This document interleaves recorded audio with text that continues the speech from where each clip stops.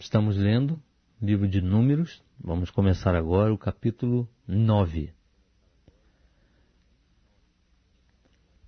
Também falou o Senhor a Moisés no deserto de Sinai, no primeiro mês do segundo ano depois que saíram da terra do Egito, dizendo: Celebrem os filhos de Israel a Páscoa a seu tempo determinado.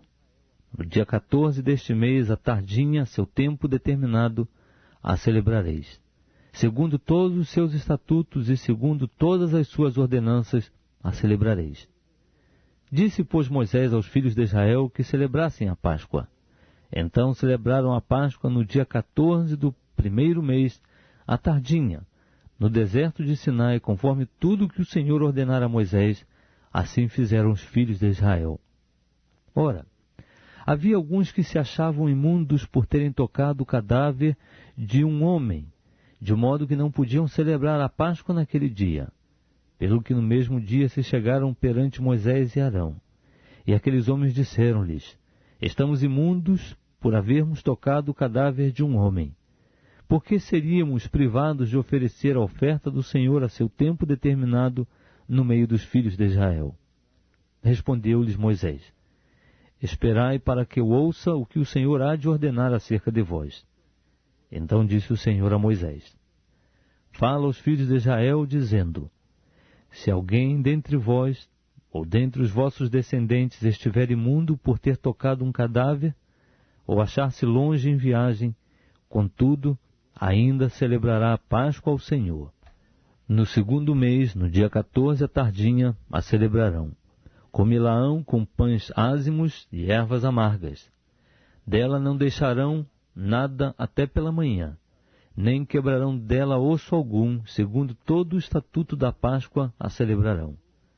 Mas o homem que estando limpo, e não se achando em viagem, deixar de celebrar a Páscoa, essa alma será extirpada do seu povo, porquanto não ofereceu a oferta do Senhor a seu tempo determinado. Tal homem levará o seu pecado. Também, se um estrangeiro peregrinar entre vós e celebrar a Páscoa ao Senhor, segundo o estatuto da Páscoa e segundo a sua ordenança, a celebrará. Haverá um só estatuto, quer para o estrangeiro, quer para o natural da terra. No dia em que foi levantado o tabernáculo, a nuvem cobriu o tabernáculo, isto é, a própria tenda do testemunho, e desde a tarde até pela manhã havia sobre o tabernáculo uma aparência de fogo. Assim acontecia de contínuo, a nuvem cobria, e de noite havia aparência de fogo.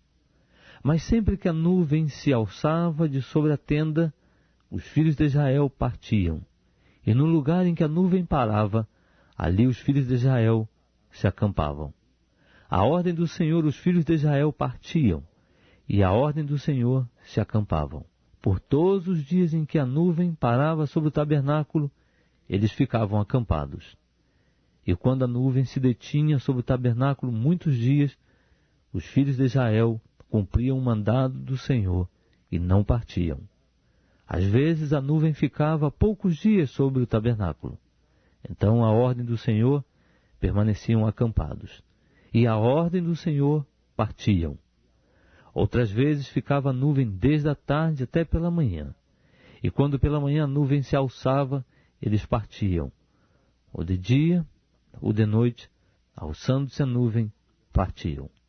Quer fosse por 2 dias, quer por 1 mês, quer por mais tempo, que a nuvem se detinha sobre o tabernáculo, enquanto ficava sobre ele, os filhos de Israel permaneciam acampados e não partiam. Mas alçando-se elas, eles partiam. À ordem do Senhor se acampavam, e à ordem do Senhor partiam. Cumpriam o mandado do Senhor que ele lhes dera por intermédio de Moisés.